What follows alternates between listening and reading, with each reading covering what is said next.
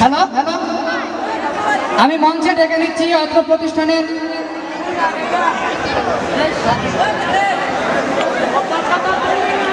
আমার প্রিয় ছাত্রছাত্রীবৃন্দ, আপনাদের অক্লান্ত পরিশ্রম করে আপনাদের সার্বিক সহযোগিতায় আজকে আমাদের অনুষ্ঠানটা পালন করলাম। আমাদের সময় থেকে আরো 1 ঘন্টা 2 ঘন্টা আমরা করতে পারতাম, কিন্তু প্রশ্ন হলো